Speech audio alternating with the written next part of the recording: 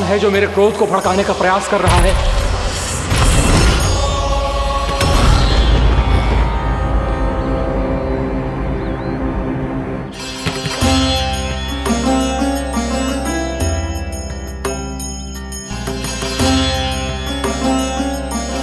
अभी क्या देखा मैंने? किसके पांव थे वो?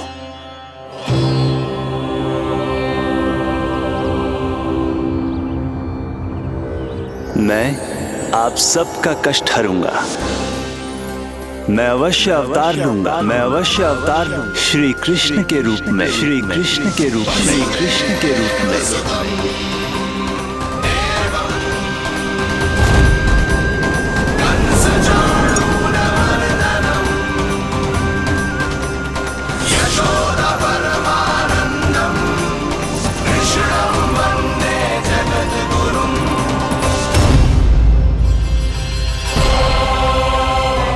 नहीं, नारायण चोरी नहीं कर सकते।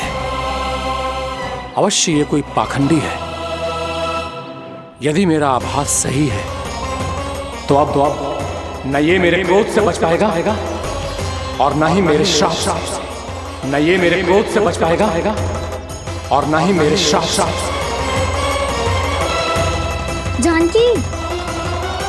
जानकी को मैं ऐसी स्थिति में छोड़ के नहीं जा सकता। क्या होगा? कछु तो बोल। कछु करना चाहिए मुझे, पर करूं तो क्या? वापस गए तो जानकी और कस्तूरी पकड़ लेगी और मैया के पास ले जाएगी। समय पे घर पे ना पहुंचा तो पकड़ा जाऊंगा। हे नारायण, अब आप ही कोई सहायता करो जी। क्या हो गया है जानकी को?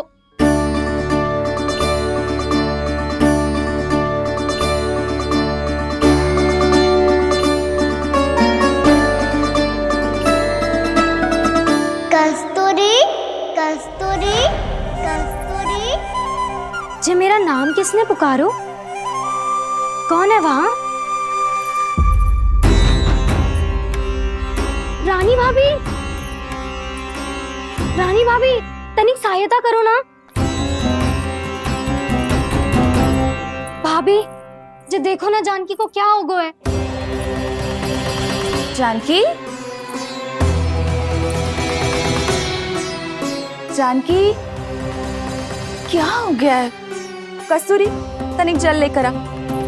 जानकी क्या हुआ?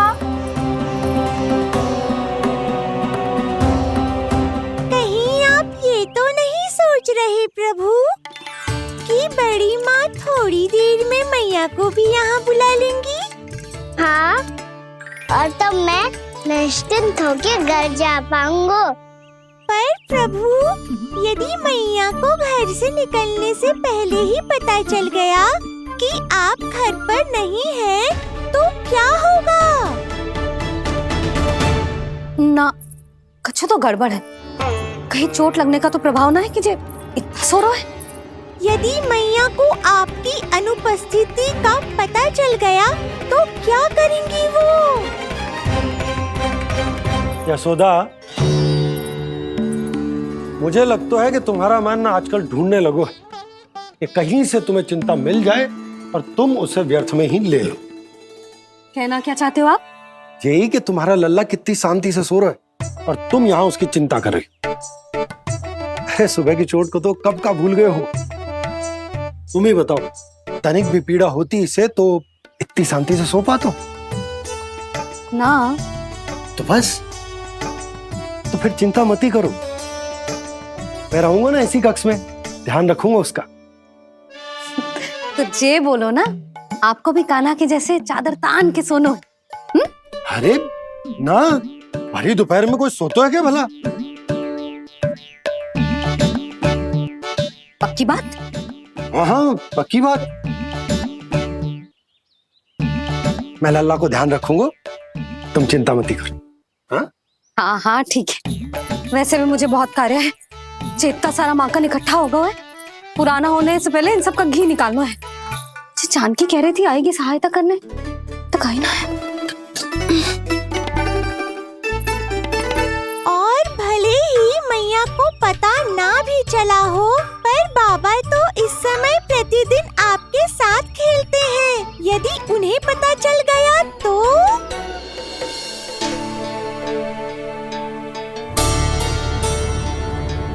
देखा मैया कितनी चिंता करती है तेरी। एक बार बाबा को पता चल गया तो फिर मैया को तो पता चलना ही है। उनसे अधिक देर तक छिपा नहीं पाएंगे बाबा।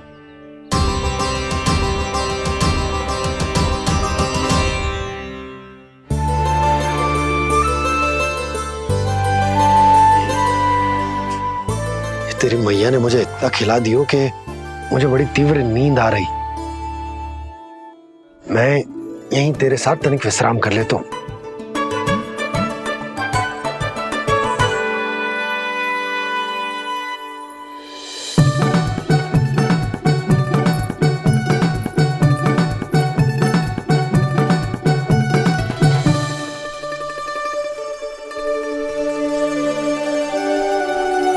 पता था मुझे यही होने वाला है।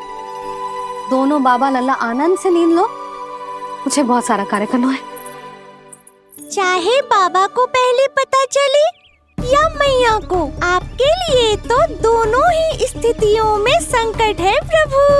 तीनों स्थितियों में बोली, तीसरी स्थिति कौन सी प्रभु? वो भी तो पधार रहे हैं। वो कौन? जगत विख्यात महर्षि, अति क्रोधित स्वभाव वाले। प्रभु महर्षि दुर्वासा। उनका गुस्सा बहुत खतरनाक है, इतना कि देवराज इंद्र तक नहीं बचे।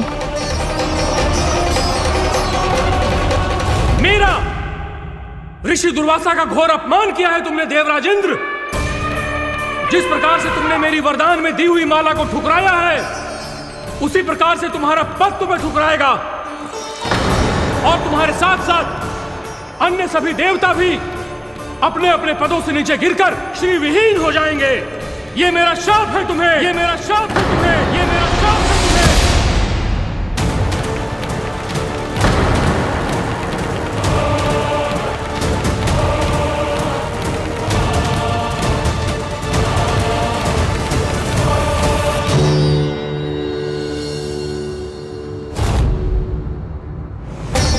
उनकी अर्धांगिनी को भी उनकी क्रोध का सामना करना पड़ा।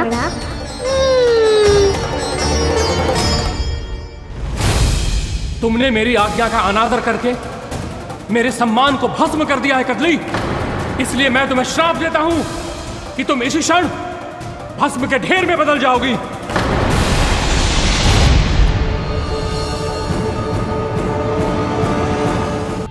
ये क्या किया महर्षि आपने? इंद्र को भी नहीं छोड़ा, देवताओं पे भी दया नहीं की आपने, और अब मेरी पुत्री को अपनी क्रोधाग्नि से भस्म कर दिया। मैं आपकी संवेदनाओं को समझता हूं ऋषिवर,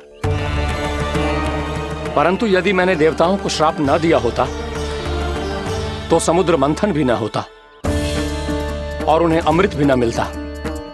और अब मेरे श्राप से आपकी पुत्री और मेरी पत्नी कदली फल बनेगी और श्री विष्णु जी की कृपा से सभी पूजाओं में सबसे अधिक प्रयोग होने वाले फल होने का सम्मान प्राप्त होगा उसे।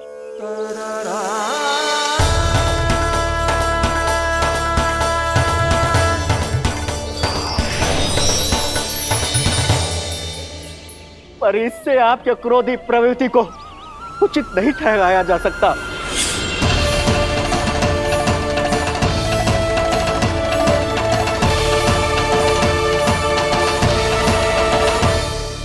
पर प्रभु, आपको उनसे संकट क्यों है?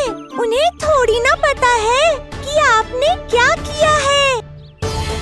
उनकी तपस्या की शक्ति को कम मत आगो मुरली, उन्हें सब पता चल चुका है। फिर तो फंस गए बुरी तरह से।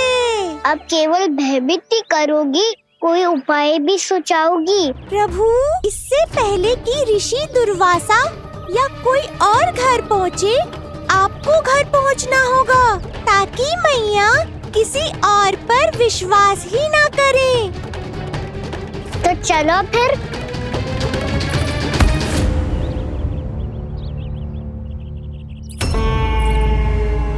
कान्हा, लगी तो नहीं तुझे? भाग तो ऐसे रहा था जैसे पीछे कोई चक्रवात आ रहा हो। चक्रवाती आरोह है ताऊ, रोड का चक्रवात।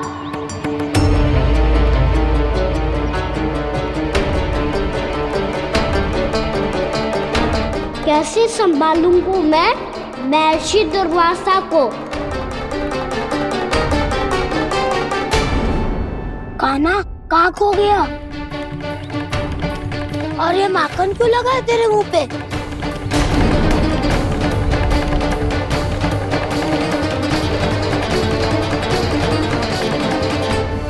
माखन, तुम सब यहाँ क्या कर रहे हो?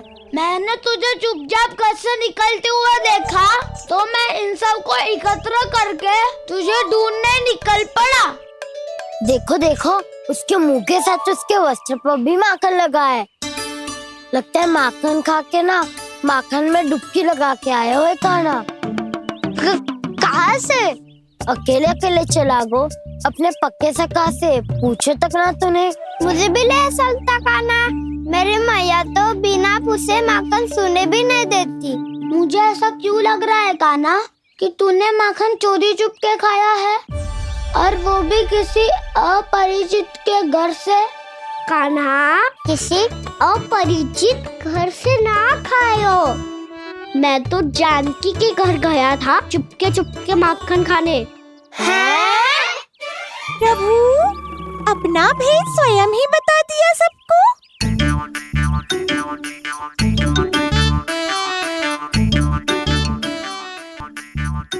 मेरा अर्थ है कि जानकी का घर खुला था तो मैं भीतर चले गयो।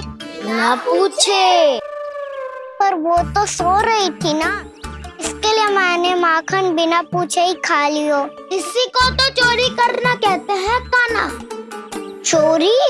ताई जी को पता चल जाएगा तो क्या होगा तेरा? कौन बताएगा मैया को? हम बताए या ना बताए, तेरे मुंह और वस्त्रों पे लगा माखन स्वयं ही बता देगा।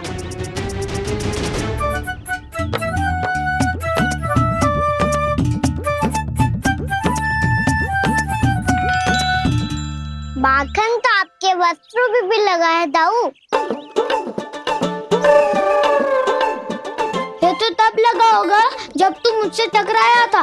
हाँ, मैया तो यही सोचेगी ना कि आप मेरे साथ ही थे। अब बताओ, कौन बताएगा मैया को? वसंता भी ने तो सुना है, ये बताएगा।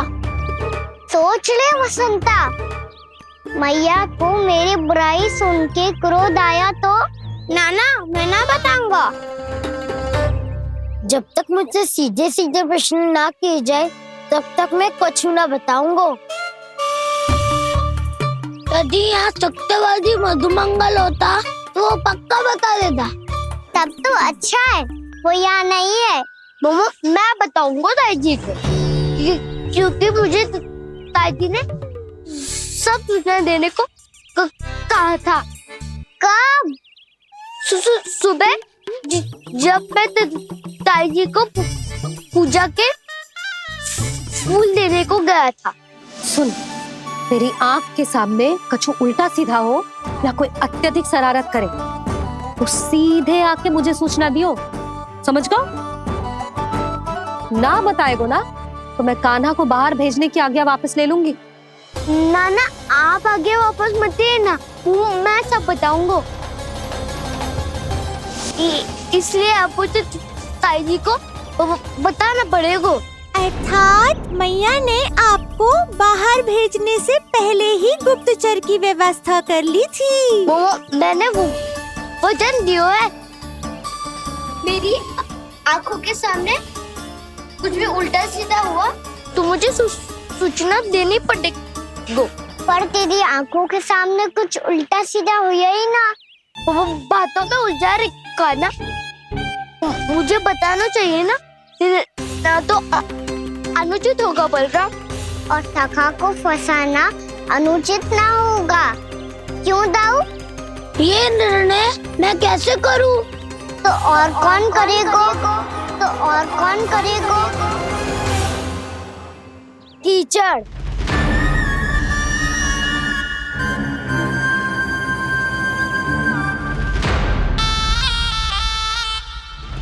कीचड़ इन्हें कैसे करोगे? कान्हा और सीता माँ के बीच में कीचड़ फेंको प्रतियोगिता करते हैं। जो जीता सब उसी का ही साथ देंगे। बोलो स्वीकार है? स्वीकार है। तो मुझे भी स्वीकार है, पर नियम क्या होंगे?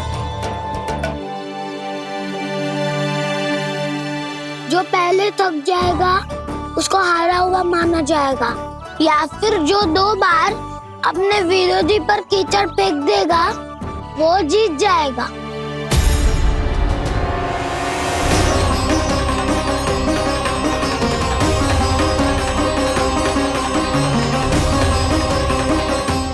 माखन चोरी की घटना के कारण महर्षि पहले ही क्रोधित है। अब कीचड़ से खेलता हुआ देखकर उन्हें और क्रोध न आ जाए।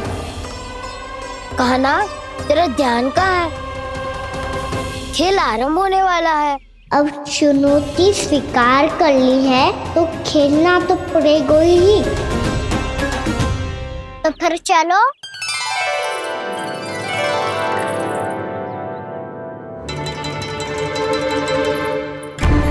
अरे हटो हटो, तनिक धुआं तो जाने दो।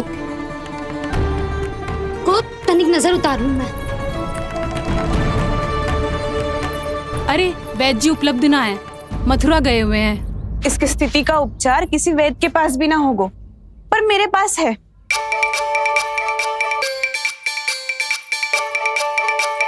अरे अरे बस करो ये सब। ये अधिकतर समय यशोदा के साथ ही होती है। हो सकता है उसे कुछ पता हो। जाओ, कोई शीघ्र जाकर यशोदा को बुला लाओ। मैं बुला लाती हूँ। हाँ हाँ।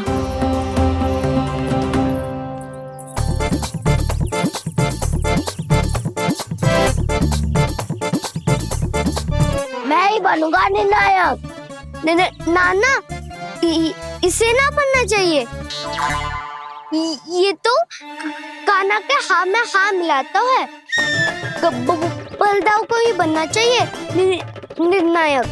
हाँ हाँ, बलदाव को ही निर्णायक बनना चाहिए।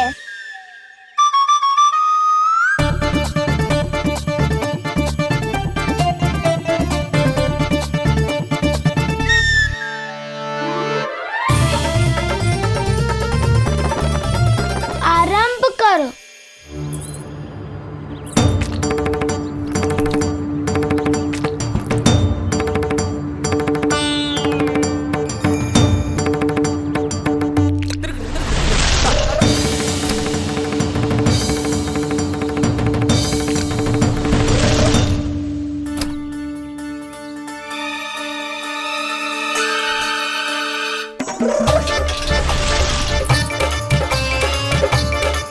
वाह, क्या सटीक लगता बेजार सीधा माने। एक बार मैंने भी ऐसे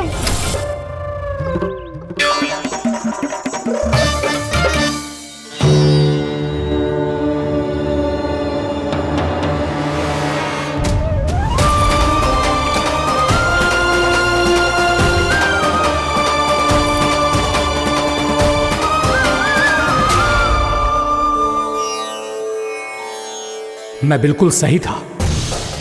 जो बालक सबके घरों से माखन चुराए, जो कीचड़ से खेले, वो नारायण का अवतार कदापि नहीं हो सकता। ये अवश्य कोई छलिया है जो कृष्ण होने का स्वांग कर रहा है।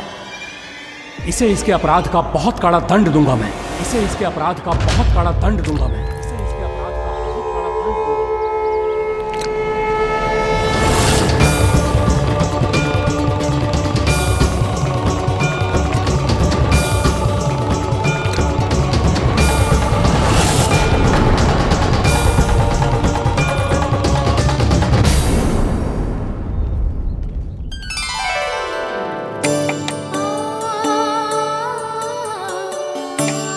घी बनने की सुगंध से दौड़ा चला तो है, जे सोच के कि मैया कछु विशेष बना रही है।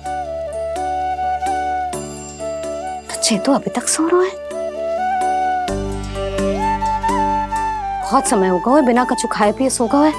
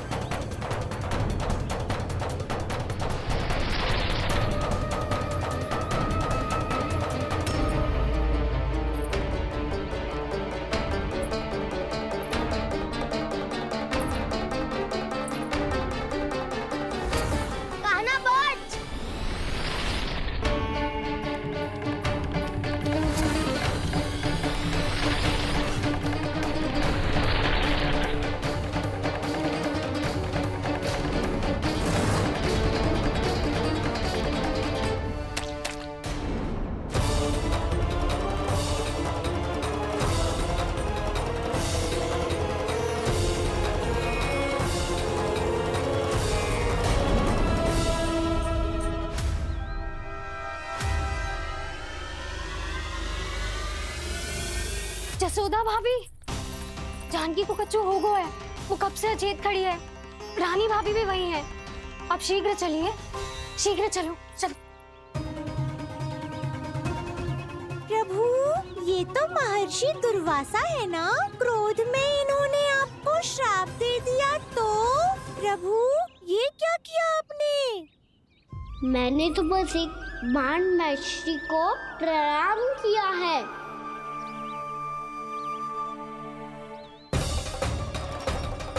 साधु महाराज तो बहुत क्रोधित लगते हैं। आज फिर फंस गो कहना।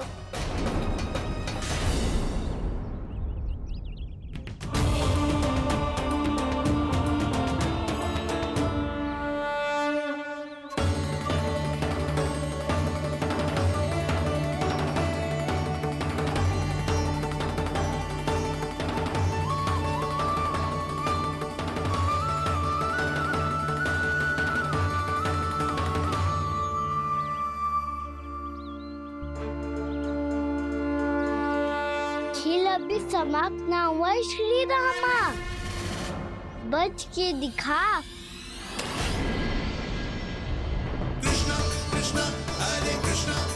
ये मैं जीत गो, ये मैं जीत गो, मैं जीत गो, मैं जीत गो, मैं जीत गो, मैं जीत गो, ये मैं जीत गो, ये मैं जीत गो, ये मेरा ध्यान कहीं भटका हुआ था। ध्यान भटकने का दंड पायो, श्री दामानी जीत का अवसर गमायो। ये तो एक साधारण सा बालक है, ये भगवान नहीं हो सकता।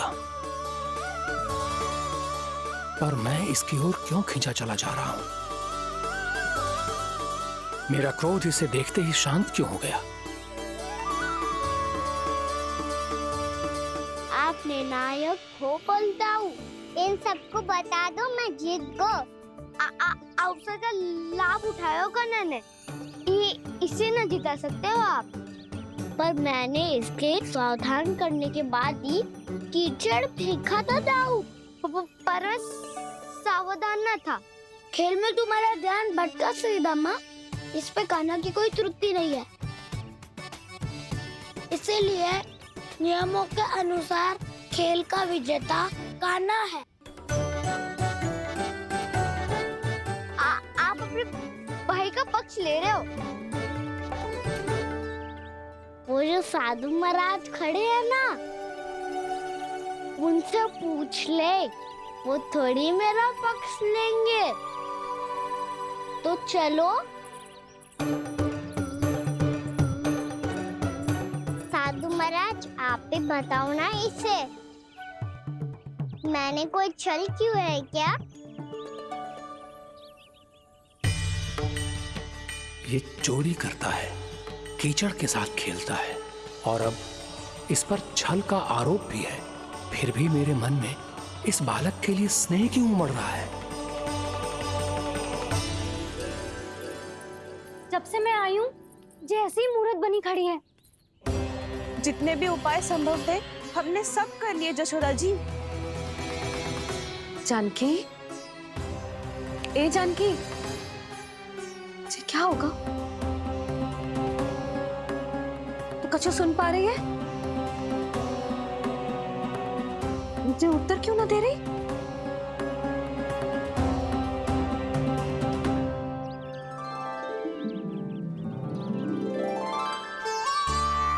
क्या है सच? हो कौन तुम?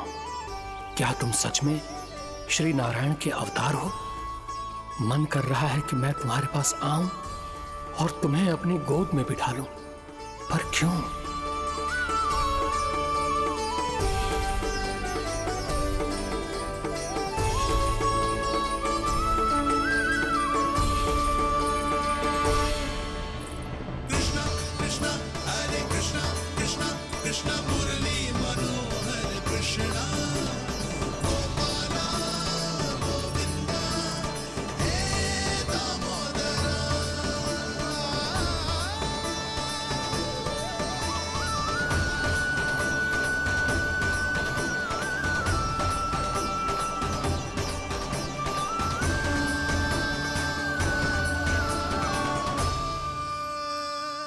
साधु महाराज, आप बताओ ना मेरे सखाओं को, ये जानना चाहते हैं मैंने कोई छल क्यों है क्या?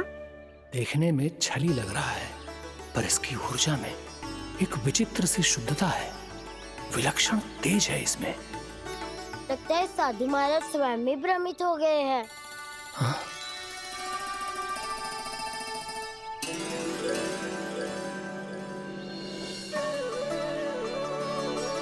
हाँ, भ्रमित हो गया हूं मैं।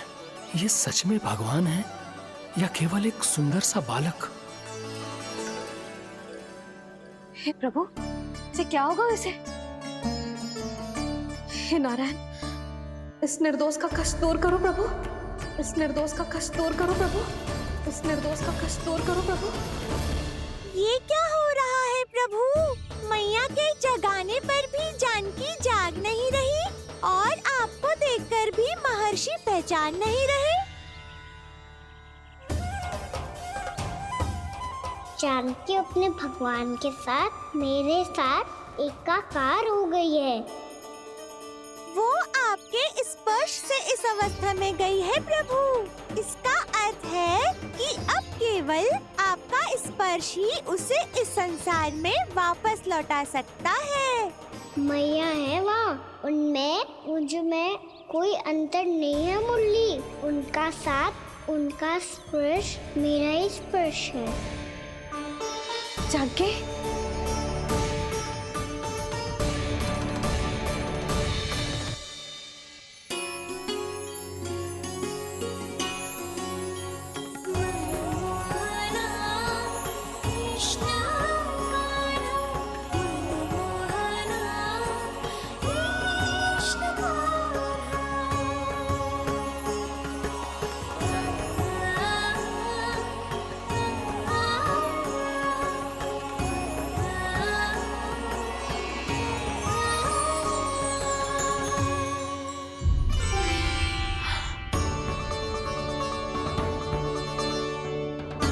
भाभी, हे भगवान, जे तो चमत्कार हो गए हो। जी स्वस्थ हो गई, जानकी स्वस्थ हो गई। जा कुछ बैठने के लिए ला। तू ठीक है? हाँ?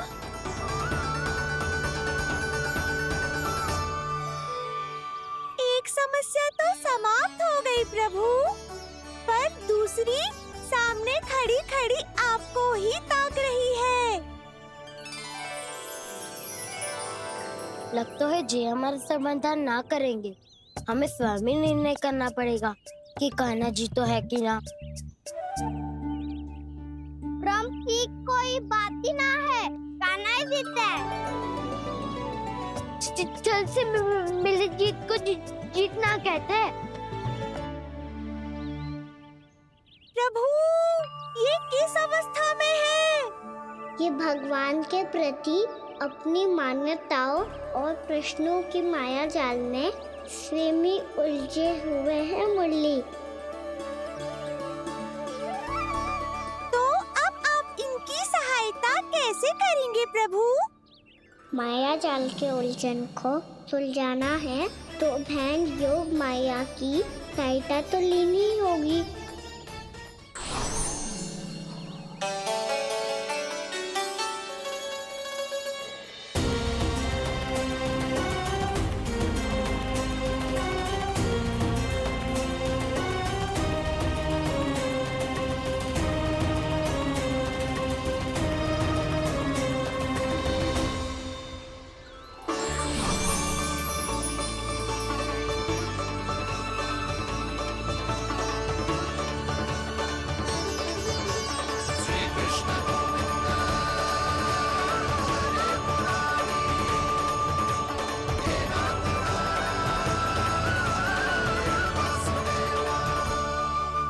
जानकी, तूने ऐसा कुछ देखा था क्या? या ऐसा क्या छू लिया जिससे तू जीती जागती पत्थर की मूर्ति बन गई? मुझे ना पता, कुछ याद ही ना आ रहे हो। कोई आयो था क्या?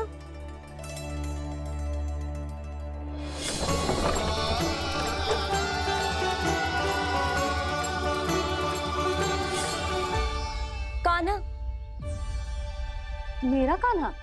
हाँ भाभी, वही आया था। कब? पूरी दोपहर ही यही तो था।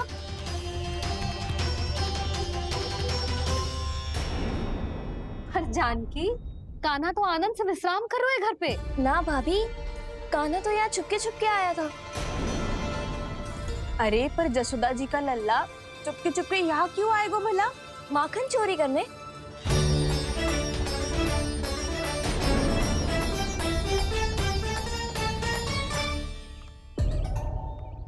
एक साथ दो कृष्ण, ये कैसे संभव हो सकता है? कौन हो तुम? बताओ मुझे।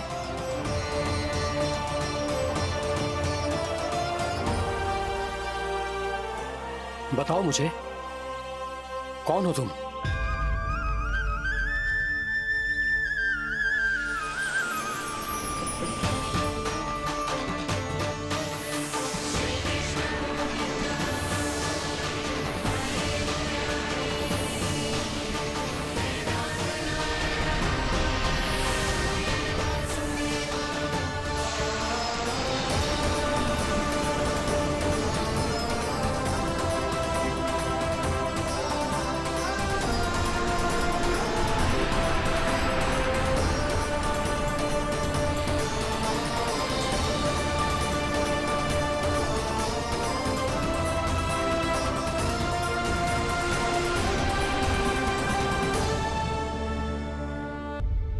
देख जानकी, कुछ भी उल्टा सीधा मत बोल।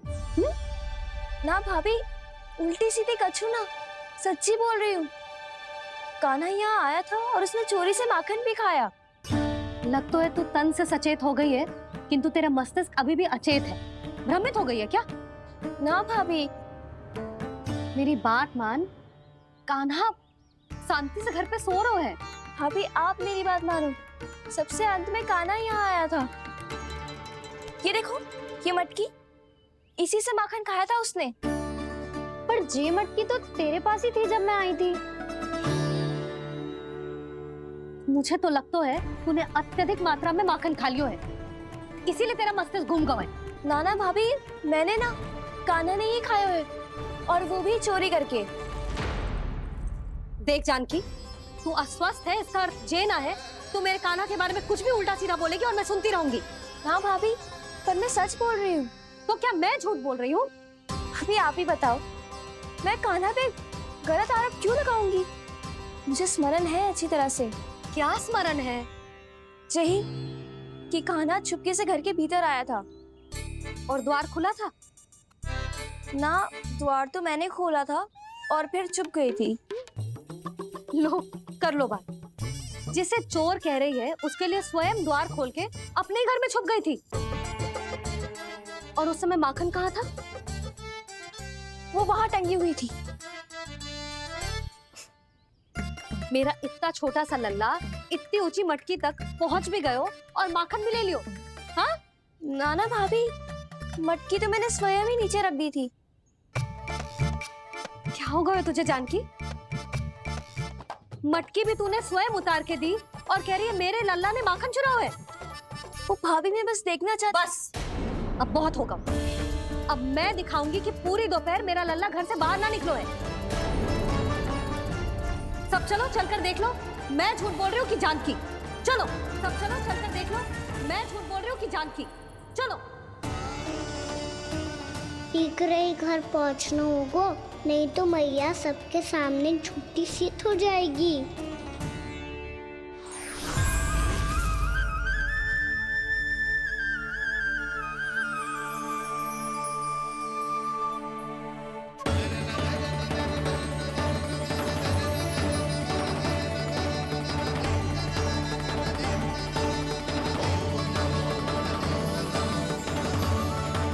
आपके दर्शन पाकर मैं तो धन्य हो गया प्रभु, धन्य हो गया।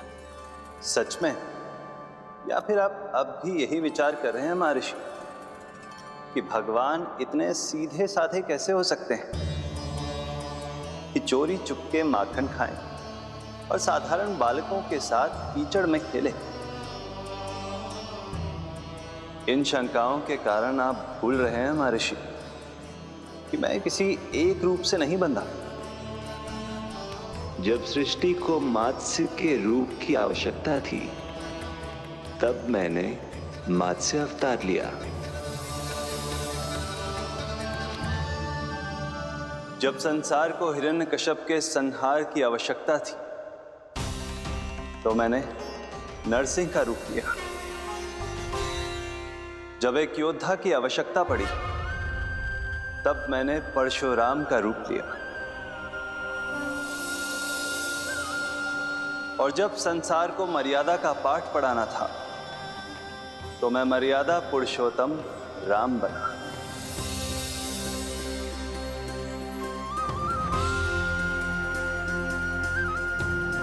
और इसी तरह इस बार मेरी आवश्यकता एक पुत्र के रूप में थी, इसीलिए मैंने पुत्र का रूप धारण किया। ये तो मैं समझ गया हूं प्रभु, किंतु मेरी शंका का समाधान अभी तक नहीं हुआ है। पूछिए, परंतु शीघ्रता कीजिए। मैया के पहुंचने से पहले मुझे घर पहुंचना है। यही तो मैं जानना चाहता हूं प्रभु। कभी आप मैया के डांट से डर रहे हैं, कभी माखन चुराकर खा रहे हैं, कभी मिट्टी से खेल रहे हैं। प्रभु, ये कैसी लीला है आपकी? ये लीला नहीं महर्षि, ये तो प्रेम है। मेरे इस अवतार का आधार ही प्रेम है। भक्तों का, सखाओं का, गोपियों का, और सबसे बढ़कर मेरी मैया का प्रेम।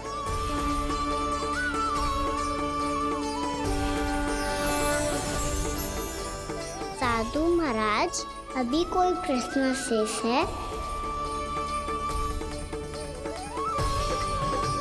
नहीं प्रभु, मुझे मेरे सारे प्रश्नों के उत्तर प्राप्त हो चुके हैं।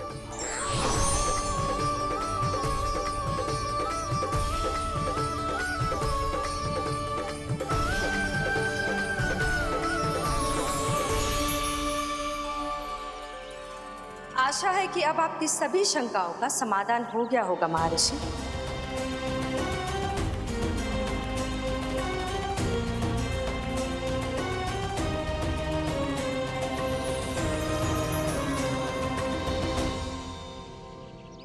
शंकाओं के मायाजाल से मेरा उद्धार करने के लिए और प्रभु के अद्भुत दर्शन करवाने के लिए आपका कोटि कोटि धन्यवाद है देवी योगमाया। प्रभु तो अभी आपके पीछे ही है महर्षि।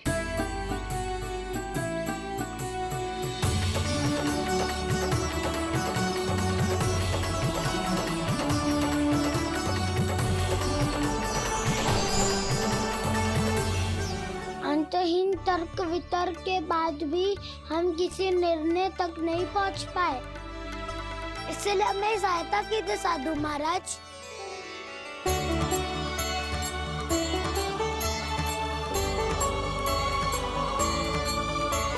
हाँ, कान्हा ही है अंतिम विजेता। कान्हा जीत गो, कान्हा जीत गो, कान्हा जीत गो।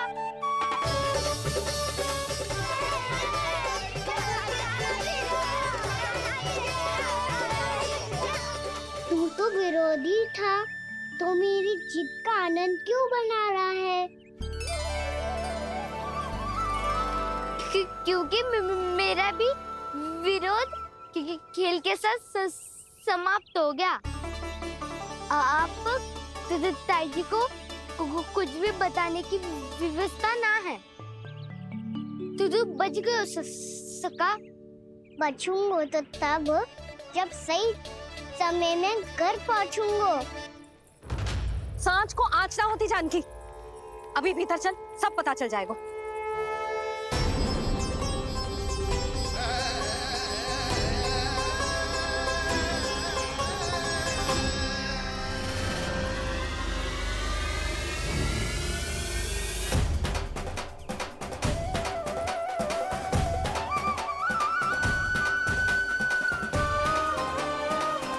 यशोदा पूरी नारी मंडली को लेकर क्यों आ रही है? कछु तो गड़बड़ है। यशोदा, मेरे लल्ला के बारे में जो कथा कह रही थी ना, वो कितनी झूठी थी अभी पता चल जाएगा। आओ आओ देख लो तुम सब, ताकि तुम सबको शांति मिल जाए। जय रो मेरा लल्ला।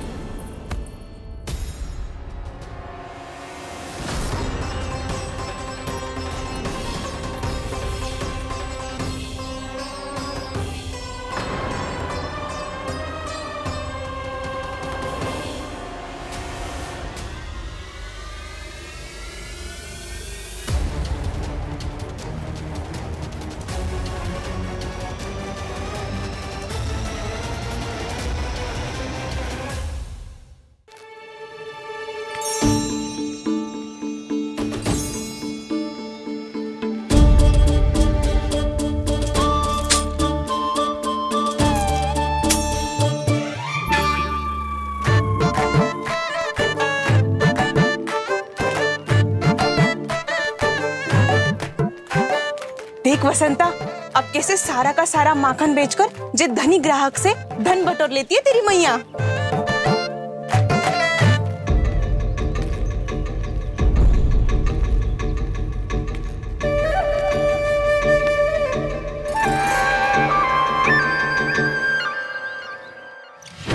देखो देखो देखो कैसे छटपटा रहा है।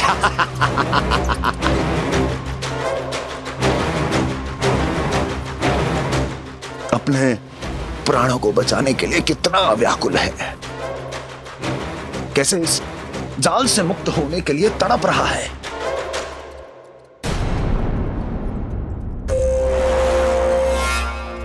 यही दशा गोकुल वासियों की भी होने वाली है, क्योंकि वो भी शीघ्र ही इस चूहे की तरह लोभ के जाल में फंसने वाले हैं। आओ आओ श्रीमान, पधारो। सब झटक लूंगा। हैं? हाँ? सब ले लूंगा।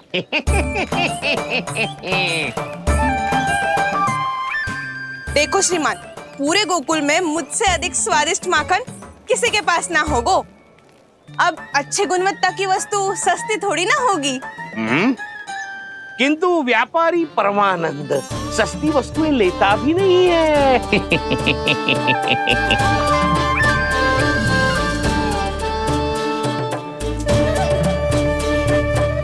एक बार फिर सोच लो श्रीमान, हर मक्खन के मटके के बदले पूरे 2 सिक्के लेती हूँ मैं। 2 सिक्के? कहीं अधिक तो ना बोल दियो मैंने?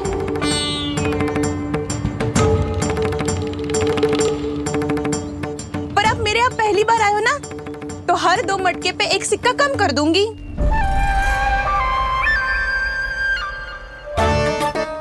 चार मटकी लोगे तो 1 और सिक्का कम कर दोगी, लेकिन इससे अधिक कम कर ना पाऊंगी। छूट देकर मूल्य आधा कर रही है आप।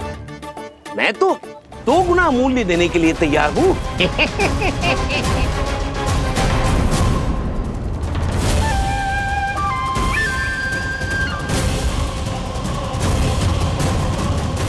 दो गुना मूल्य? 2 गुना मूल्य तो दूंगा, लेकिन मेरी एक शर्त है। सारी की सारी मटकियां चाहिए मुझे।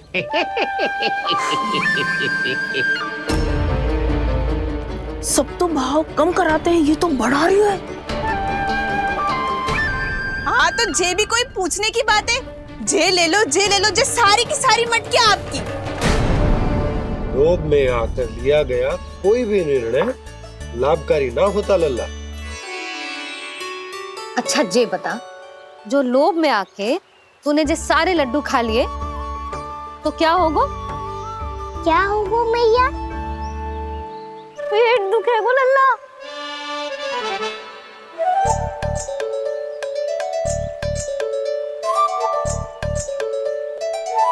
पीड़ा होगी, स्वास्थ्य बिगड़ जाएगा। फिर सोच ले, तू घर से बाहर ना निकल पाएगा।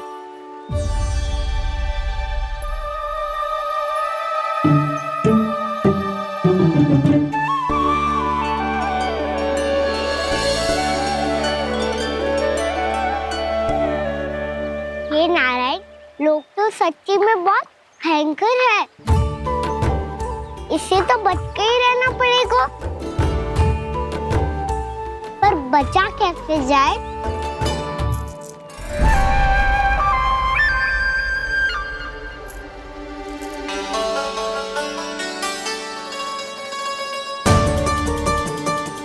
अब फंस गए गांव वाले। जैसे ही ये मेरे सिक्कों की चमक दमक खनक देखेंगे, मेरे जाल में ऐसे फंसेंगे जैसे कि ये मूर्ख स्त्री।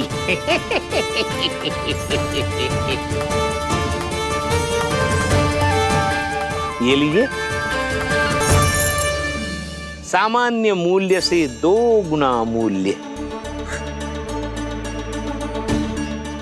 अच्छा मूल्य दूंगा तो ही तो अच्छी वस्तुएं मिलेगी ना मुझे।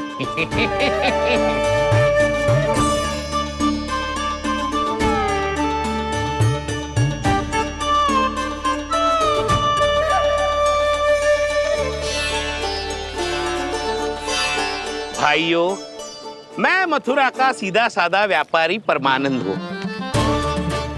मेरी मिठाइयाँ विदेशों के अनेक राज्यों में बेची जाती है, इसलिए मुझे सदैव सर्वोत्तम दूध के उत्पादों की आवश्यकता होती है। तो जैसे ही मुझे पता चला कि गोकुल में दूध के सर्वोत्तम उत्पाद मिलते हैं, मैं यहाँ चला आया। अब जिसे भी मेरी तरह धन अर्जित करना हो, उज्जवल भविष्य बनाना हो, वो मेरे साथ व्यापार कर सकता है। बस आपको मुझे एक वचन देना होगा। अपने आराध्य नारायण का नाम लेके प्रण करना होगा कि आज के बाद आप अपना सारा दूध, दही, मक्खन, घी मुझे और केवल मुझे ही देंगे।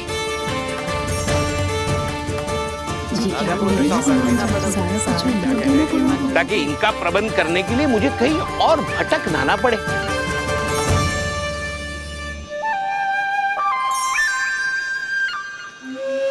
जो एक बार लोभ के जाल में फंस गया, वो फिर कभी बाहर नहीं आ सकता।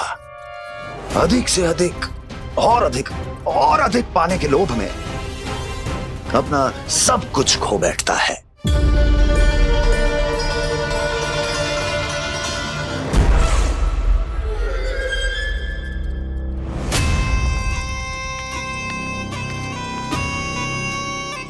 और फिर धीरे धीरे उसकी संघर्ष क्षमता समाप्त हो जाती है, और फिर जो बचता है वो यमदूत की प्रतीक्षा करने वाला केवल एक जीवित शव, और कुछ नहीं।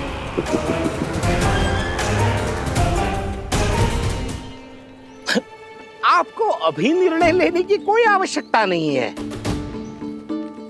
मैं परसों सूर्यास्त के समय एक बार फिर आऊंगा, तब आप अपना निर्णय मुझे बता दीजिए। किंतु मेरे साथ व्यापार करने पर क्या होगा, इसकी मैं झांकी दिखाऊंगा आपको। आज आप सभी इस हाट में जो लेकर आए हो, वो सब लेकर जाऊंगा मैं, वो भी दुगना मूल्य देकर।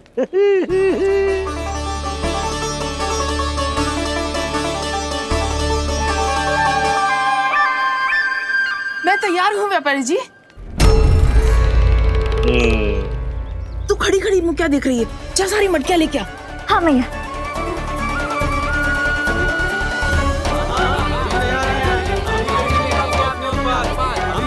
हाँ जाइए जाइए जाइए।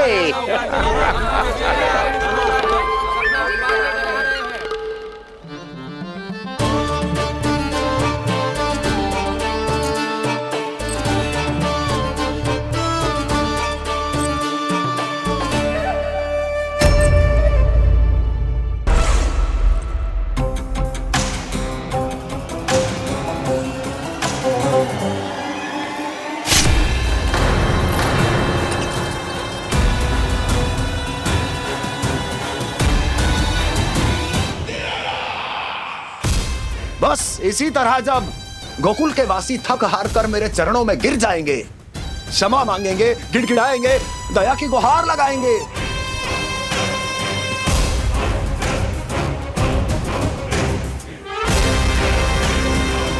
तब मैं उस नंद को गोकुल में छुपे उस चूहे के साथ यहां आने पर विवश कर दूंगा।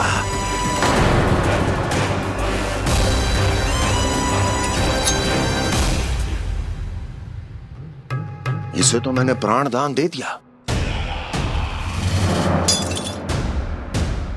उसे नहीं दूंगा। अरे वचन जो दिया है तुम्हें कि सबसे पहले मैं तुम्हारी इन आंखों के सामने उसके प्राण लूंगा और फिर तुम्हारे।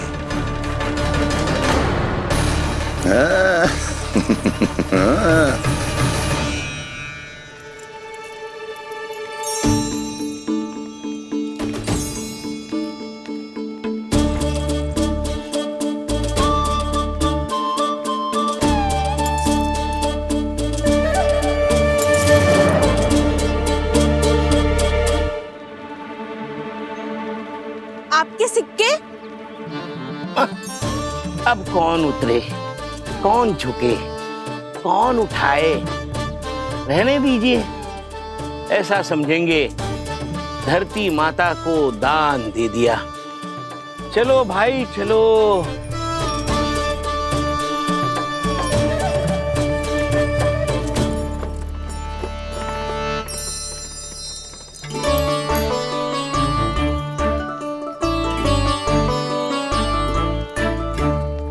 आज तो बहुत अधिक धन मिल गया। कोई और माने ना माने, मैं तो परसों ही जाकर व्यापारी जी को हाँ बोल दूंगी।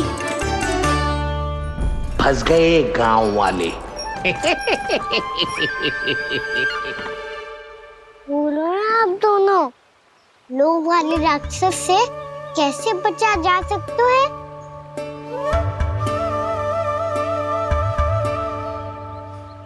संतुष्टि से। ये संतुष्टि कौन है?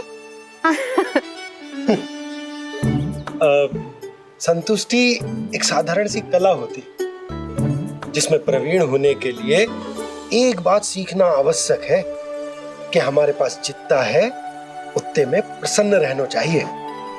पर अधिक मिल जाए तो अपने परिवार या अपने सखाओं के साथ या किसी ऐसे व्यक्ति के साथ जिसे उसकी आवश्यकता हो बांट लेना चाहिए, ताकि सबके पास पर्याप्त हो और किसी को भी कछु कमी ना हो। किसी को वस्त्र के बिना रहना ना पड़े, भोजन के बिना सोना ना पड़े। और वैसे भी कान्हा, हम जितना अपनी वस्तुओं को बांटते हैं ना, उससे कई गुना अधिक नारायण हमें दे देते हैं।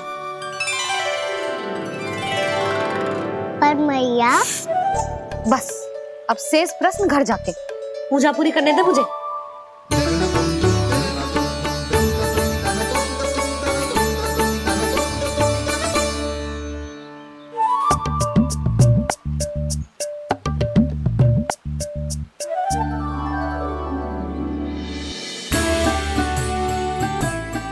मैया ने भोग चढ़ाने तक ठहरने को कही थी, अब तो चढ़ गो भोग।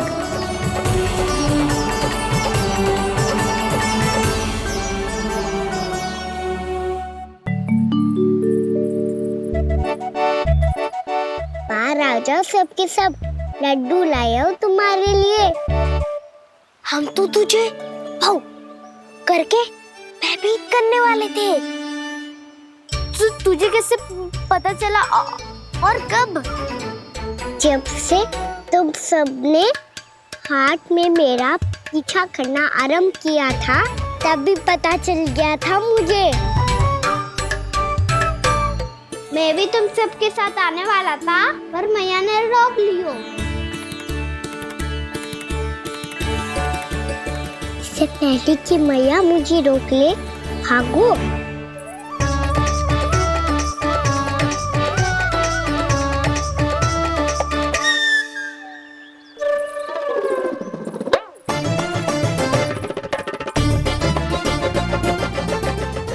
भागो और लड्डू भी ले गो।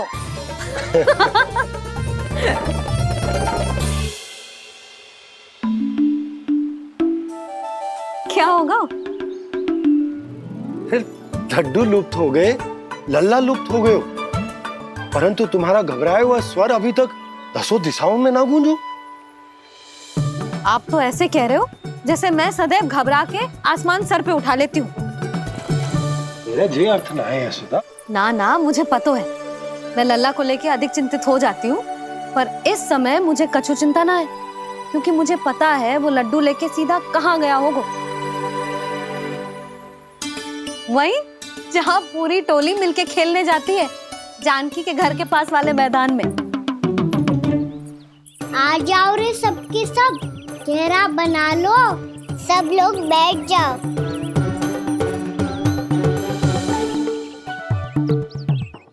वहीं पेड़ के नीचे बैठ के सबको लड्डू बांटे गोजे। लो मधुमंगल, ये सुबल,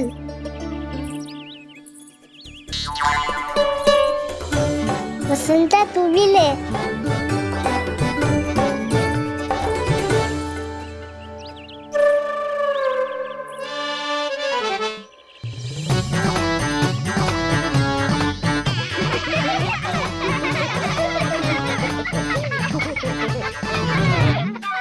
सुनी ना मैया ने क्या की?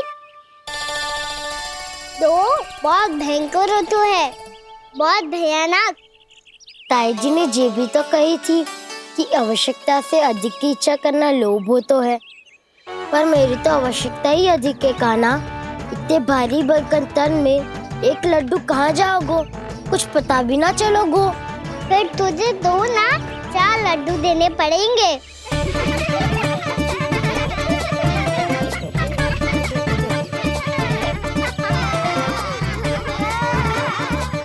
जितना उपवास करना है कर लो, पर लड्डू तो दो।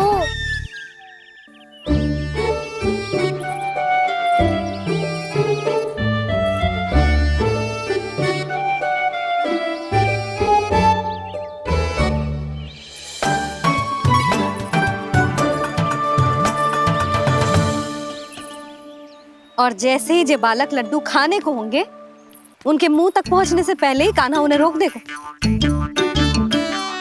रुको,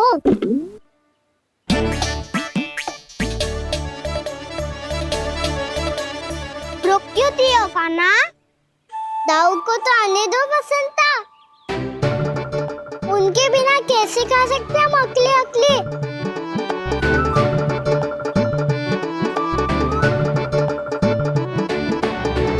पर तुम्हें ये सब कैसे पता है यशोदा?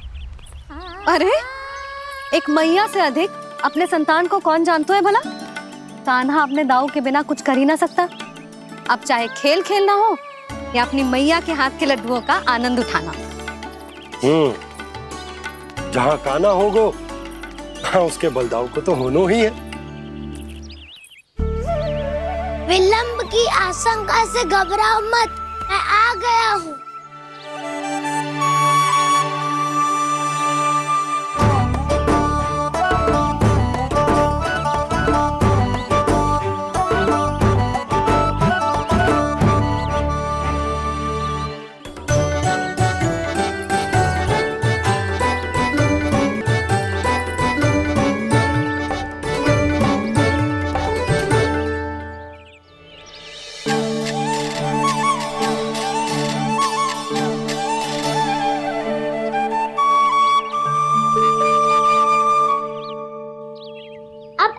बैठे रहोगे कि कोई खेल भी खेलोगे?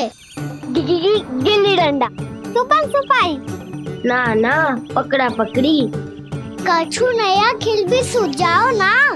मैं बताता हूँ, एकदम नया खेल है। स्वयं भगवान विश्वकर्मा जी ने इसका आविष्कार किया है और स्वप्न में आके बताया है मुझे। और इसमें ना, लो आरंभ हो गया बड़बोला।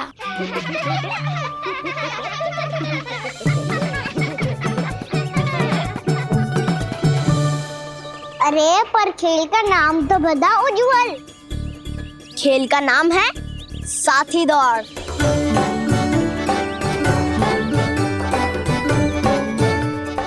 साथी दौड़?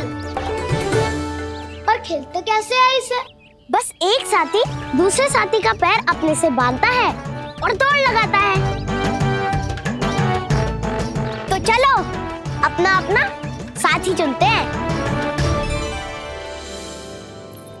लड्डुओं का भोज करके सब खेल में ऐसे मगन हो जाएंगे कि कोई घर आने का नाम भी ना लेगो।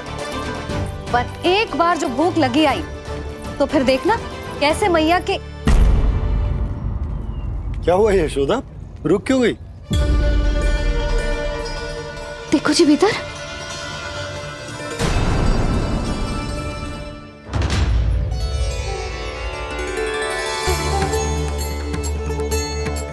ये कौन है? जैसे साक्षात मैया लक्ष्मी।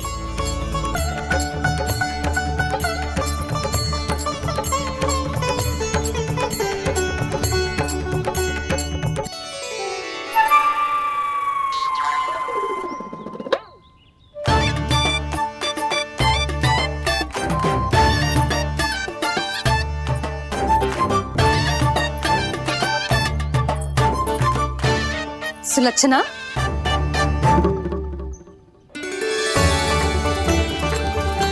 जशोदा जी, नंदराज। नारायण नारायण नारायण नारायण। वो साधु महात्माओं की तरह अपना भविष्य देख रही थी। दोनों हाथों से धन बरस रहा था। स्वर्ण के सिक्कों के सागर में तैर रही थी। लग तो है दीवा स्वप्न देख रही थी। और सुलक्षणा बताओ कैसे आना हुआ, वो भी इस वेशभूषा में? अच्छी लग रही हूँ ना मैं, रानी जैसी? क्षमा करना, वो तो आप हो ना। अब बताओ भी ये सब क्या है? जे ही तो धनवान बनने का संकेत है जशोदा जी। अब बहुत सारा धन आएगा तो धनवान दिखना भी तो चाहिए कि ना। कहना क्या चाहती हो? जे ही कि साक्षात कुबेर भगवान आए हैं गोकुल को समृद्ध करने। हैं?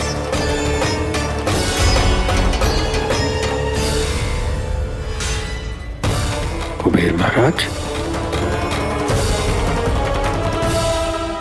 साक्षात कुबेर भगवान आए हैं गोकुल को समृद्ध करने। हैं? सब विस्तार से बताती हूँ, आप बैठो तो सही। कुबेर महाराज?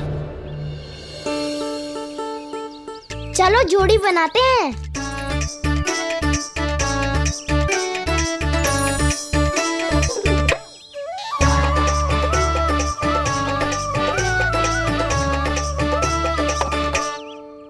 मुझे तो किसी ने ना चुनो, मैं क्या करूं? अरे सुबल, तुझे तो सबसे महत्वपूर्ण भूमिका निभानी है। जो भी उस चट्टान को छूकर तेरे पास सबसे पहले पहुंचेगा वो जीत जाएगा।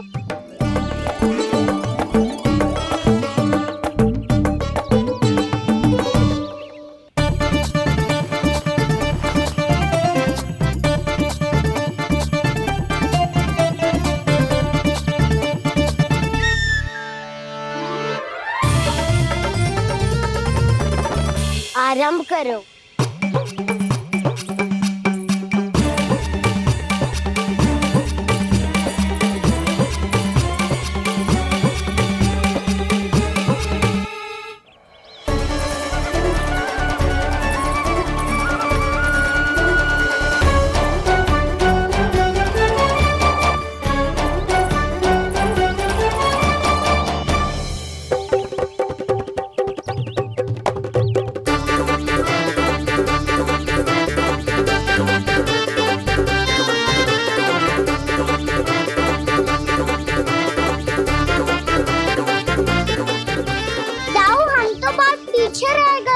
चिंता मत करो कान्हा, दौड़ के आरंभ में ही सारी शक्ति लगाने से हारने की आशंका बढ़ जाती है।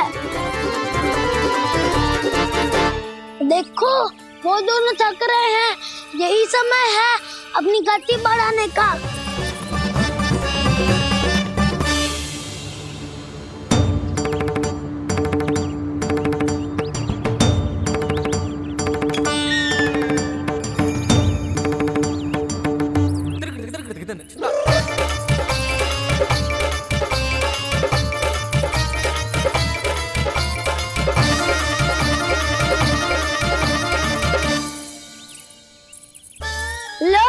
हमारी जोड़ी सबसे पहले पहुंच गई।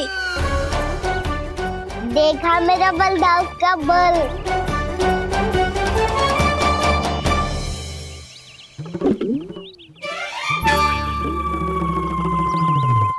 ताऊ, वो देखो।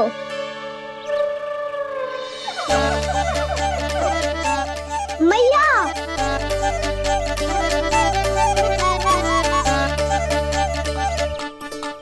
अपने परिवार या अपने सखाओं के साथ या किसी ऐसे व्यक्ति के साथ जिसे उसकी आवश्यकता हो, बांट लेना चाहिए ताकि सबके पास पर्याप्त हो और किसी को भी कछु कमी ना हो, किसी को वस्त्र के बिना रहना ना पड़े, भोजन के बिना सोना ना पड़े।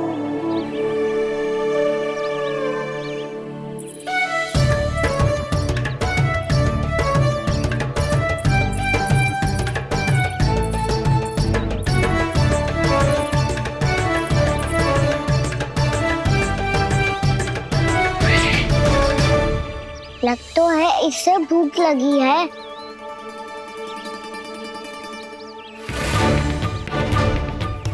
मेरी और क्या देख रहे हो? तुम्हारी पोटली में कुछ तो होगा, दे दो उसे। मेरे नैना मैया ने क्या की थी? जब हम किसी और को देते हैं ना, उससे अनेक गुना नारायण हमें वापिस कर देते हैं।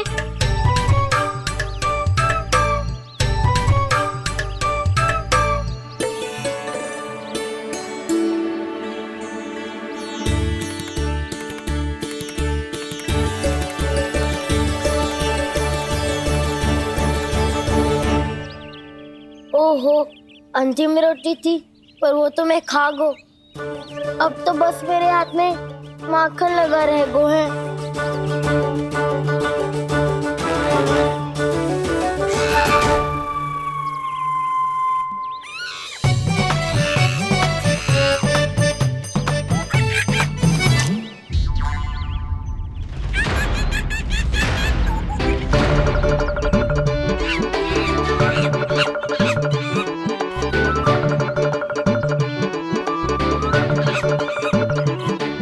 क्षमा करना सखा, तुम्हें देने के लिए मेरे पास कुछ नहीं है। अब आप ही बताओ, कोई 2 गुना मूल्य देगो तो हम शीघ्र ही धनवान बन जाएंगे कि ना? पर कोई 2 गुना मूल्य देगो ही क्यों? हो सकता है कि उनके पास अधिक धन हो, या उनकी तिजोरी में सामान आ रहा हो, या फिर उन्हें भलाई करने का रोग हो। हमें तो आम खाने से मतलब है ना नंदराज। गुटली किनके, हमें क्या लेना देना। मैंने तो निर्णय ले लिया है कि उसकी सिर्फ मान लोगी। बस नारायण को साक्षी मानकर जब प्रण ही तो लेना है कि सारा का सारा दूध, घी, माखन अब से केवल उन्हीं को देना है मैंने। बस इतनी मांग रखी उसने? हाँ, आपको विश्वास ना हो रहा हो तो गोकुल में किसी से भी पूछ लियो। 2 गुना दाम दियो है परमानंद जी ने, इसलिए तो सबके सब आनंद के सागर में गोते लगा रहे हैं।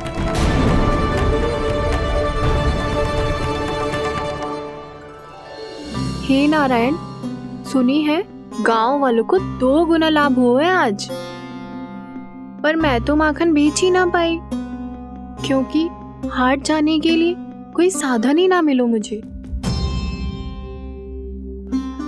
ये नया माखन अभी अभी बनायो है मैंने।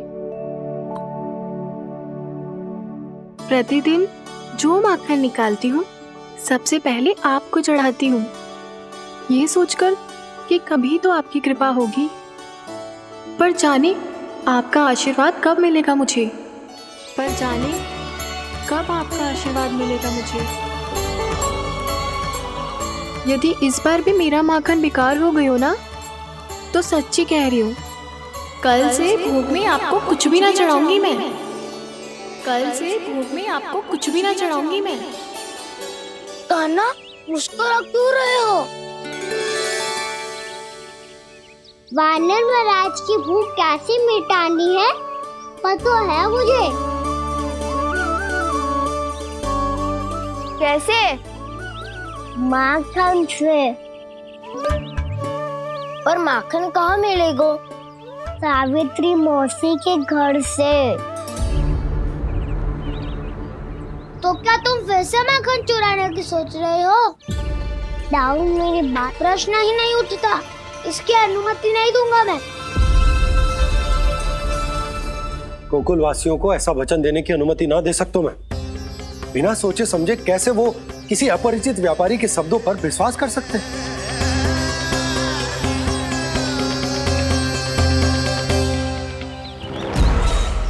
महाराज, गोकुल वासियों को अब धन के जाल जंजाल में फंसने से कोई नहीं रोक सकता। महाराज, मैं धन का ऐसा स्वाद चखा कर आया हूँ कि नंद चाहे जितना प्रयास करे, अब कोई भी गोकुल वासी उसके हित वचन सुनेगा भी नहीं। महाराज, ये बहुत गंभीर बात है, हमें सभा बुलानी होगी यशोदा। जशोदा जी, आप भी कुछ कहो ना नंदराज से। जे अधिक ही सोच रहे, इतनी चिंता करने की कोई आवश्यकता ना है। आवश्यकता तो है। के जाल में फंस जाता है तो उसका बाहर निकलना असंभव है, किंतु फिर भी अपनी दृष्टि चौकन्नी रखना और कान गोकुल में होने वाली हर हलचल पर, क्योंकि मैं नहीं चाहता कि उस छलिया विष्णु अवतार का कोई भी छल मेरे मार्ग का रोड़ा बन पाए। अवश्य महाराज।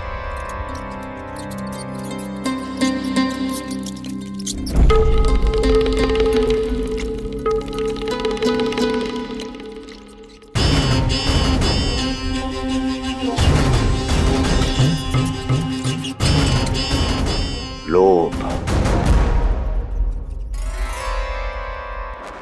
ध्यान रहे परमानंद, गोकुल वासियों पर लोभ का प्रभाव हर बीतते क्षण के साथ बढ़ता चला जाना चाहिए। महाराज, जैसे किसी कबूतर को बिल्ली दबोच लेती है, वैसे ही मेरा फैलाया हुआ लोभ गोकुल वासियों को अपने पंजों में दबोच लेगा। सब झटक लूंगा।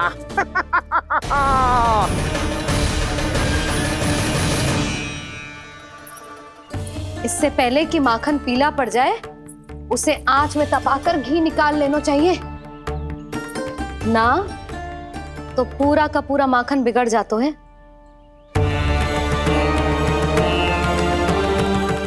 मैं अभी बोला से कहकर सारे ग्वाल ग्वालियरों की सभा बुलाता हूं। मुझे सबसे बहुत महत्वपूर्ण विषय पर बात करनी है।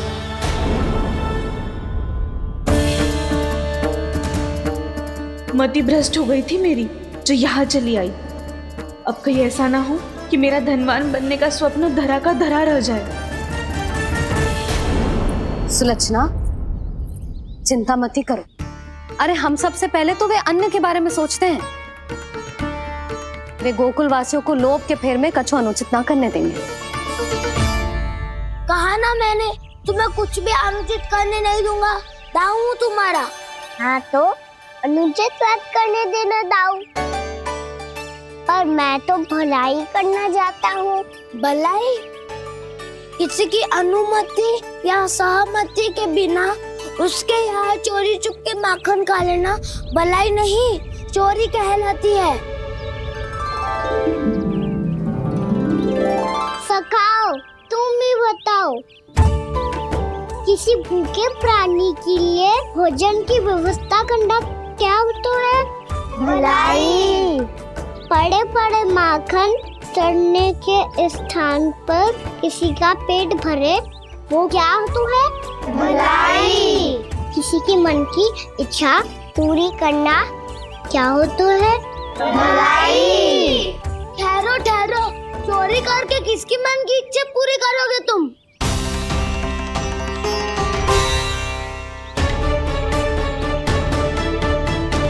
स्वयं सावित्री मौसी की। वही तो चाहती है कि मैं उनके घर आऊं और ढेर सारा माखन खाऊं।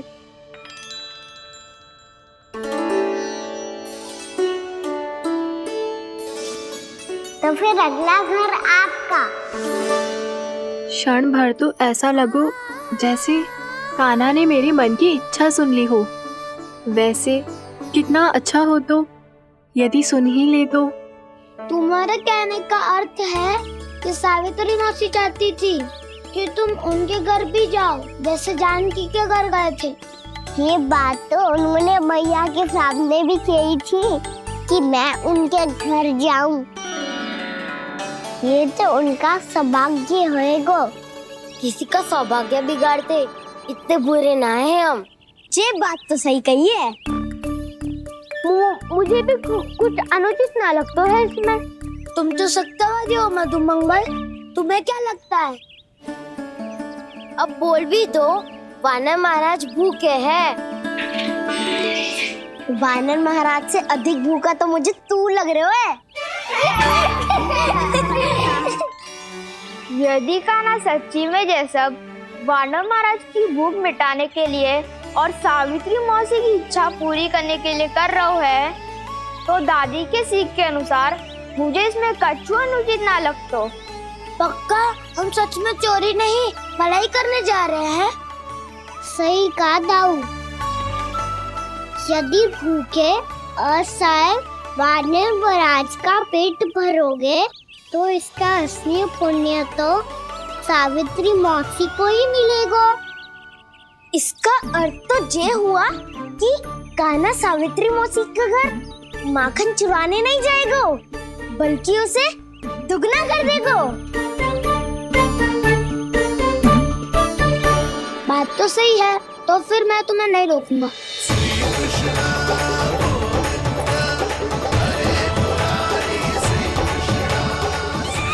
पर इस बार हम तुम्हें अकेले न जाने देंगे सखा। हाँ, हमें भी पुण्य अर्जित करना है और माखन भी।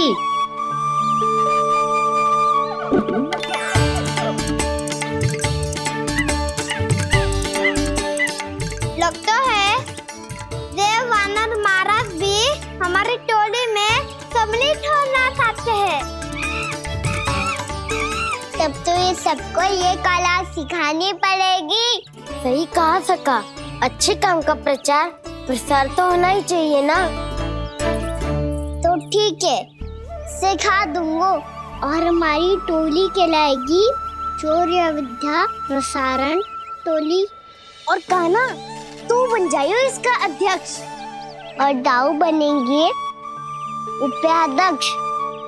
मुझे स्वीकार है। चौर्य विद्या प्रसारण टोली की जय। चौर्य विद्या प्रसारण टोली की जय। और सुनो क्या करना है और कैसे।